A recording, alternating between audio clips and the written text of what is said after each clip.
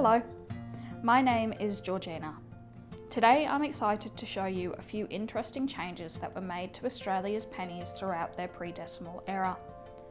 Between 1911 and the changeover to decimal currency in 1966, the Australian penny featured 5 different obverses, or heads, and 2 reverses, or tails. The first Australian pennies were made during the reign of King George V. Designed by Bertram McKennell, his effigy is quite a regal one, complete with a crown. It graced the face of our coins between 1911 and 1936.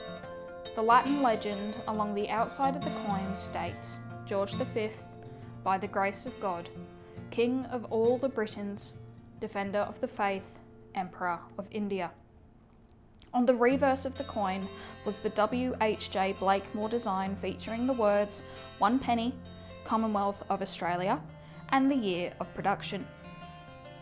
In 1938, King George VI ascended the throne, bringing in a new effigy for our obverse, but also a new reverse. George VI's effigy is similar to his father's, but not identical. Instead of the Brit, B-R-I-T-T, denoting Britons, it was shortened to a simple BR. More excitingly, however, 1938 also saw the introduction of the famed kangaroo reverse, designed by George Kruger Gray. This kangaroo made the pennies quintessentially Australian, and this design was used on the penny until changeover. In 1949, while the monarch did not change, the legend around the outside of the George VI obverse did. Because India gained independence from the British Empire in 1947, IND:IMP, or Emperor of India, was no longer an appropriate part of the legend. This was taken out, and the FD, symbolising Defender of the Faith, was extended to Fide Def, in order to make the legend look the same length at a glance. In 1953, Elizabeth II was crowned as Queen. Her effigy was designed by Mary Gillick and was the last new effigy before the introduction of decimal coinage. That said, the legend around the outside of the coin changed once in 1955. When the obverse was first introduced, the legend stated Elizabeth II, by the grace of God, Queen.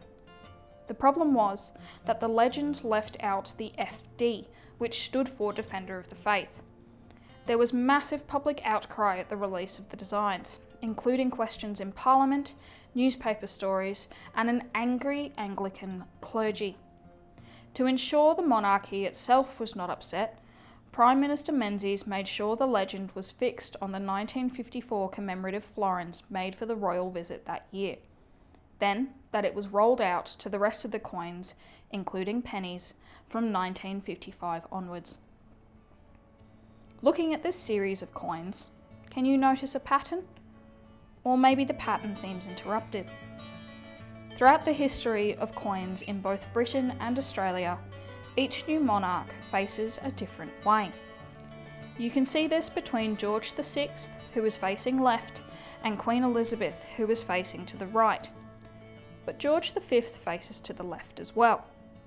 This is because there was actually another monarch between the two Georges, Edward VII, but he abdicated before they were able to make coins with his effigy on them. Not wanting to forget him, Britain made the choice to continue as though we had made the coins, and made George VI face to the left. On behalf of myself, Sally, the 2 Grahams and Amy, thank you for joining us and learning about some of our favourite pennies.